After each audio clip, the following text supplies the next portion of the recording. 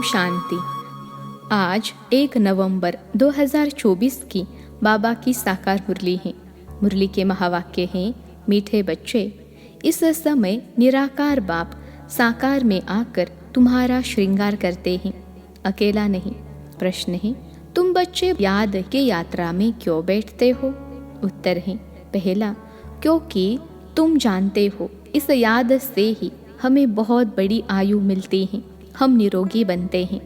दूसरा, याद करने से हमारे पाप कटते हैं, हम सच्चा सोना बन जाते हैं। आत्मा से रोजो तमो की खाद निकल जाती है, वह कंचन बन जाती हैं। तीसरा, याद से ही तुम पावन दुनिया के मालिक बन जाएंगे। चौथा, तुम्हारा श्रृंगार होगा। पांचवा, तुम बहुत धनवान बन जाएंगे। यह याद ही तुम्हें पद्मा पदम भाग्यशाली बनाती है। ओम शांति। रूहानी बच्चों को रूहानी बाप समझा रहे हैं। यहाँ बैठ तुम क्या करते हो?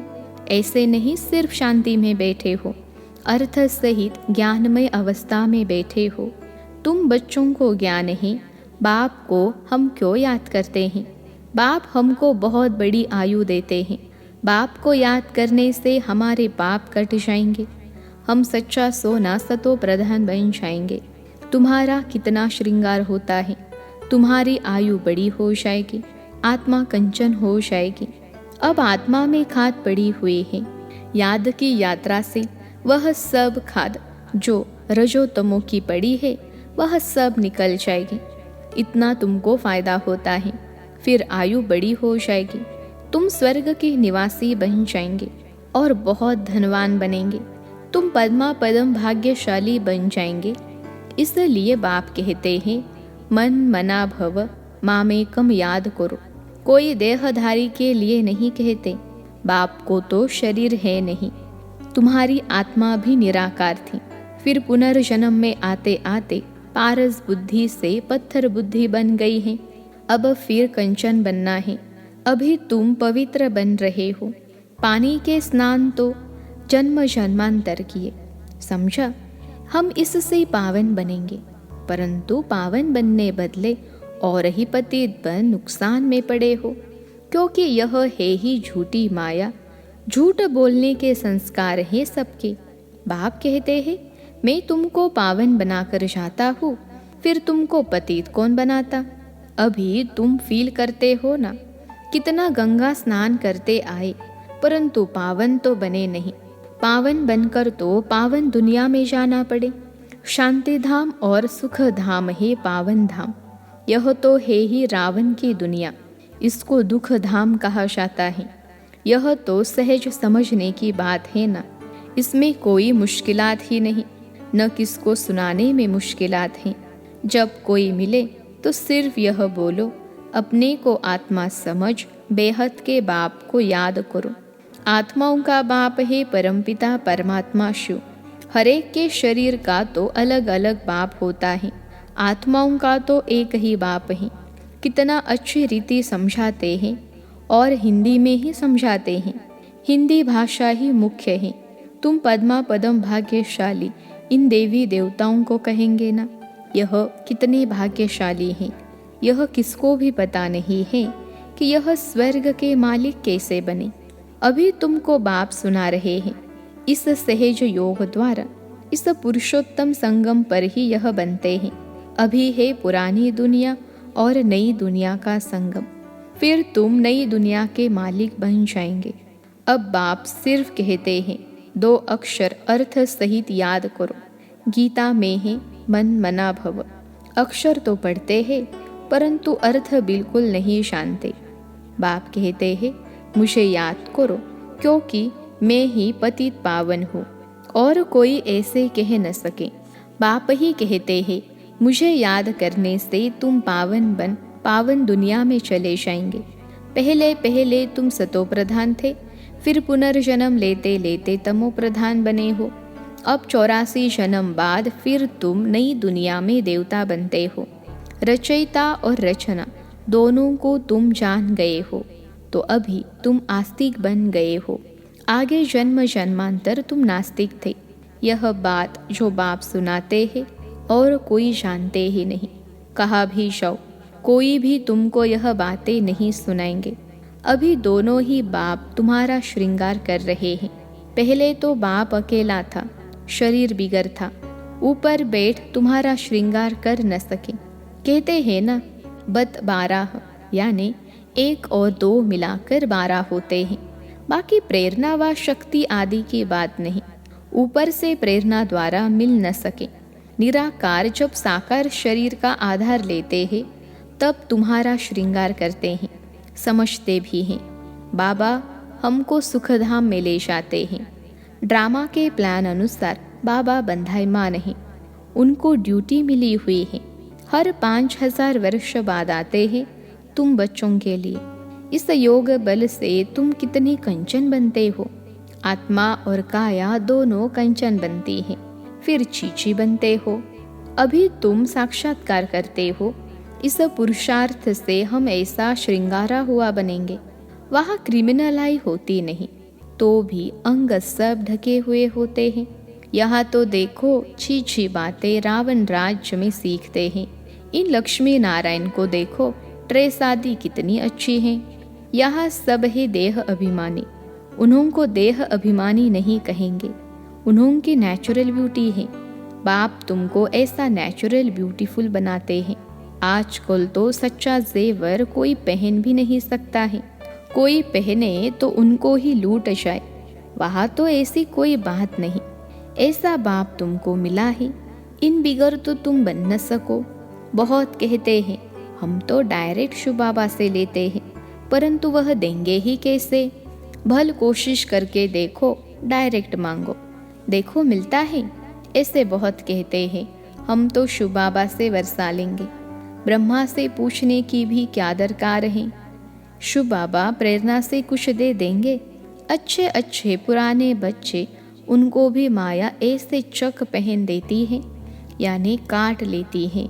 एक को मानते हैं, परंतु एक क्या करेंगे। बाप कहते हैं मैं एक कैसे आऊँ, मुख बिगर बात कैसे कर सकूं। मुख का तो गायन है ना। गौ मुख से अमृत लेने के लिए कितना धक्का खाते हैं, फिर श्रीनाथ द्वारे पर जाकर दर्शन करते हैं। परंतु उनका दर्शन करने से क्या होगा। उनको कहा जाता है भूत पूजा। उनमें आत्मा तो है नहीं। बाकी 5 तत्वों का पुतला बना हुआ है, तो गोया माया को याद करना हो गया। 5 तत्व प्रकृति है ना, उनको याद करने से क्या होगा। प्रकृति का आधार तो सबको है, परंतु वहाँ है सतोप्रधान प्रकृति, यहाँ है तमोप्रधान प्रकृति। बाप को सतोप्रधान प्रकृति का आधार कभी लेना नहीं पड़ता। यहाँ तो सतोप्रधान प्रकृति मिल न सके। यह जो भी साधु संत है, बाप कहते हैं इन सब का उद्धार मुझे करना पड़ता है।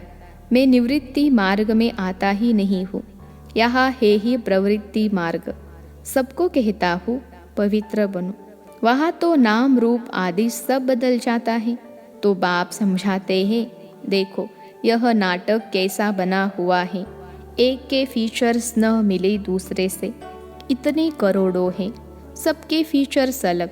कितना भी कोई कुछ करे तो भी एक के फीचर दूसरे से मिल न सके। इसको कहा जाता है कुदरत वंडर। स्वर्ग को वंडर कहा जाता है ना। कितना शोभनीक है। माया के 7 वंडर, बाप का एक वंडर। वह 7 वंडर तराजू के एक तरफ रखो, यह एक वंडर दूसरे तरफ रखो, तो भी यह भारी हो जाएगा। एक तरफ ज्ञान, एक तरफ भक्ति को रखो, तो ज्ञान का तरफ बहुत भारी हो जाएगा। अभी तुम समझते हो, भक्ति सिखलाने वाले तो ढेर हैं, ज्ञान देने वाला एक ही बाप है। तो बाप बैठ बच्चों को पढ़ाते हैं, श्रृंगार करते हैं। बाप कहते हैं पवित्र बनो, तो कहते नहीं हम तो छीछी बनेंगे। गरुड़ पुराण में भी विषय वैतरणी नदी दिखाते हैं ना। बिच्छू, टिंडन, सर्प आदि सब 1-2 को काटते रहते हैं। बाप कहते हैं तुम कितनी निधन के बन जाते हो। तुम बच्चों को ही बाप समझाते हैं। बाहर में कोई को ऐसा सीधा कहो तो बिगड़ जाए। बड़ा युक्ति से समझाना होता है। कई बच्चों में बातचीत करने का भी अक्ल नहीं रहता। छोटे बच्चे एकदम इनोसेंट होते हैं, इसलिए उनको महात्मा कहा जाता है। कहा श्री कृष्ण महात्मा, कहा यह सन्यासी निवृत्ति मार्ग वाले महात्मा कहलाते हैं। वह है प्रवृत्ति मार्ग, वह कभी भ्रष्टाचार से पैदा नहीं होते। उनको कहते ही है श्रेष्ठाचारी। अभी तुम श्रेष्ठाचारी बन रहे हो। बच्चे जानते हैं यहाँ बाप दादा दोनों इकट्ठे हैं, यह जरूर श्रृंगार अच्छा ही करेंगे। सबकी दिल होगी ना। जिन्होंने इन बच्चों को ऐसा श्रृंगार कराया है तो हम क्यों न उनके पास जाए। इसलिए तुम यहाँ आते हो रिफ्रेश होने, दिल कशिश करती हैं बाप के पास आने। जिनको पूरा निश्चय होता है वह तो कहेंगे चाहे मारो चाहे कुछ भी करो, हम कभी साथ नहीं छोड़ेंगे। कोई तो बिगर कारण भी छोड़ देते हैं। यह भी ड्रामा का खेल बना हुआ है। फारकती व डाइवोर्स दे देते हैं। बाप जानते हैं यह रावण के वंश के हैं। कल्प कल्प ऐसा होता है। कोई फिर आ जाते हैं, बाबा समझाते हैं हाथ छोड़ने से पद कम हो जाता है। सम्मुख आते हैं, प्रतिज्ञा करते हैं हम ऐसे बाप को कभी नहीं छोड़ेंगे। परंतु माया रावण भी कम नहीं है, झट अपनी तरफ खींच लेती है। फिर सम्मुख आते हैं तो उनको समझाया जाता है। बाप लाठी थोड़े ही लगाएंगे, बाप तो फिर भी प्यार से ही समझाएंगे।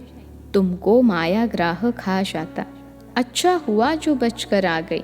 घायल होंगे तो पद कम हो जाएगा। जो सदैव एक रस ही रहेंगे वह कभी हटेंगे नहीं, कभी हाथ नहीं छोड़ेंगे। यहाँ से बाप को छोड़ मर कर माया रावण के बनते हैं तो उनको माया और ही जोर से खाएगी। बाप कहते हैं तुमको कितना श्रृंगार करते हैं। समझाया जाता है अच्छे होकर चलो, किसको दुख नहीं दो। ब्लड से भी लिख कर देते हैं, फिर वैसे के वैसे बन जाते हैं। माया बड़ी ज़बरदस्त है, कान नाक से पकड़कर बहुत तड़पाती हैं। अब तुमको ज्ञान का तीसरा नेत्र देते हैं तो क्रिमिनल दृष्टि कभी नहीं जानी चाहिए। विश्व का मालिक बनना है तो कुछ मेहनत भी करनी पड़े ना। अब तुम्हारी आत्मा और शरीर दोनों तमो प्रधान है, खाद पड़ गई है। इस खाद को भस्म करने के लिए बाप कहते हैं मुझे याद करो। तुम बाप को याद नहीं कर सकते हो, लज्जा नहीं आती है। याद नहीं करेंगे तो माया के भूत तुमको हप कर लेंगे।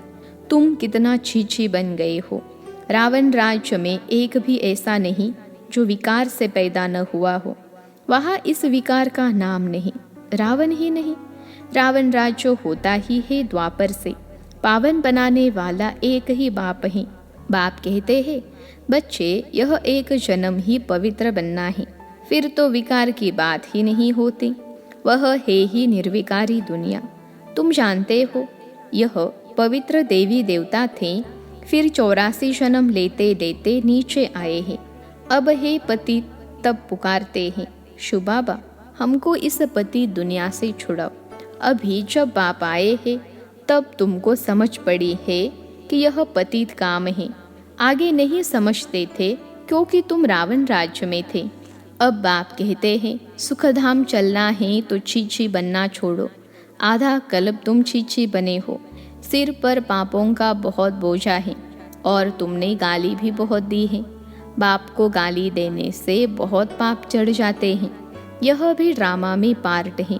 तुम्हारी आत्मा को भी 84 का पार्ट मिला हुआ है, वह बजाना ही है। हर एक को अपना पार्ट बजाना है। फिर तुम रोते क्यों हो? सतयुग में कोई रोता नहीं। फिर ज्ञान की दशा पूरी होती है तो वही रोना पीटना शुरू हो जाता है। मोह जीत की कथा भी तुमने सुनी है। एक तो एक झूठा दृष्टांत बनाया है। सतयुग में कोई की अकाले मृत्यु होती नहीं। मोह जीत बनाने वाला तो एक ही बाप है। परमपिता परमात्मा के तुम वारिस बनते हो, जो तुमको विश्व का मालिक बनाते हैं। अपने से पूछो हम आत्माएं उनके वारिस हैं। बाकी जिस्मानी पढ़ाई में क्या रखा है? आजकल तो पतित मनुष्यों की शक्ल भी नहीं देखनी चाहिए, न बच्चों को दिखानी चाहिए। बुद्धि में हमेशा समझो हम संगम युग पर हैं।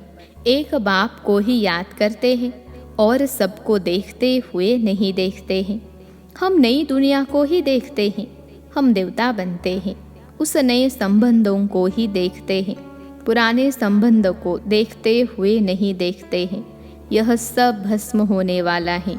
हम अकेले आए थे, फिर अकेले ही जाते हैं। बाप एक ही बार आते हैं साथ ले जाने। इनको शिव बाबा की बारात कहा जाता है। शिव बाबा के बच्चे सब हैं।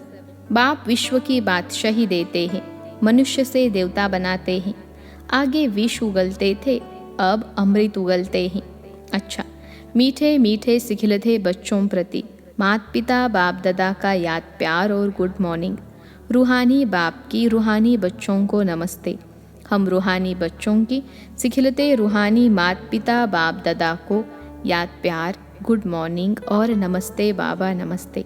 धारणा के लिए मुख्य सार। पहली पॉइंट है, स्वयं को संगम युग निवासी समझकर चलना है। पुराने संबंधों को देखते हुए भी नहीं देखना है। बुद्धि में रहे हम अकेले आए थे, अकेले जाना है। दूसरी पॉइंट है, आत्मा और शरीर दोनों को कंचन यानी पवित्र बनाने के लिए ज्ञान के तीसरे नेत्र से देखने का अभ्यास करना है। क्रिमिनल दृष्टि खत्म करनी है। ज्ञान और योग से अपना श्रृंगार करना है। आज का वरदान है, मन मना भव हो। अलौकिक विधि से मनोरंजन मनाने वाले बाप समान भव। मन मना भव हो। अलौकिक विधि से मनोरंजन मनाने वाले बाप समान भव। विश्लेषण है, संगम युग पर यादगार मनाना अर्थात बाप समान बनना, यह संगम युग के सुहेज है। खूब मनाओ, लेकिन बाप से मिलन मनाते हुए मनाओ। सिर्फ मनोरंजन के रूप में नहीं, लेकिन मन मना भव हो मनोरंजन मनाओ।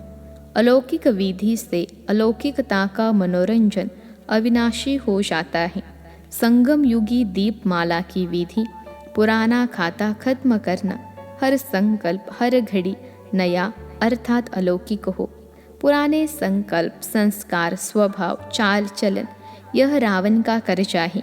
इसे एक दृढ़ संकल्प से समाप्त करो। आज का स्लोगन है, बातों को देखने के बजाय स्वयं को और बाप को देखो। बातों को देखने के बजाय स्वयं को और बाप को देखो। अच्छा, ओम शांति।